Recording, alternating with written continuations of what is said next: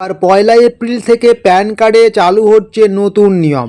কী সেই নিয়ম জানতে পারবেন আজকে এই ছোট্ট ভিডিওতে। আপনারা প্রত্যেকেই জানেন বর্তমানে আপনি যে কাজেই যান না কেন আপনার সবার আগে প্যান কার্ডটি দেখা হয়। বিশেষ করে ব্যাংকিংয়ের কোনো কাজে গেলে বা লেনদেনের কোনো কাজে গেলে প্যান কার্ড কিন্তু খুবই গুরুত্বপূর্ণ। এতদিন পর্যন্ত প্যান কার্ডে নতুন করে আবেদন করতে গেলে আপনাদের শুধু আধার কার্ডটা লাগতো। যদি আপনার কাছে একটি আধার কার্ড থাকে আপনি কিন্তু প্যান কার্ডে আবেদন করতে পারবেন।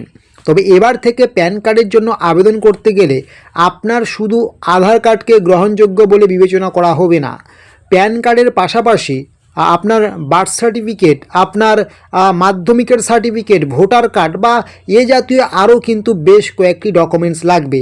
আধার কার্ডের সাথে আপনার মাধ্যমিকের অ্যাডমিট লাগতে পারে, যেটা আপনি দিতে পারেন। আপনার বার্থ সার্টিফিকেট দিতে পারেন, ভোটার কার্ড দিতে পারেন, পাসপোর্ট দিতে পারেন। এই রকম কিন্তু আরও বেশ কয়েকটি ডকুমেন্টস আপনার সাথে লাগবে, তবেই কিন্তু আপনি নতুন করে প্যান কার্ডে আবেদন করতে পারবেন। এবার থেকে যদি মনে করেন শুধুমাত্র আপনারা আধার কার্ড দিয়ে প্যান কার্ডে আবেদন করতে যাবেন, আপনার কিন্তু আবেদনপত্রটি বাতিল বলে বিবেচনা হবে।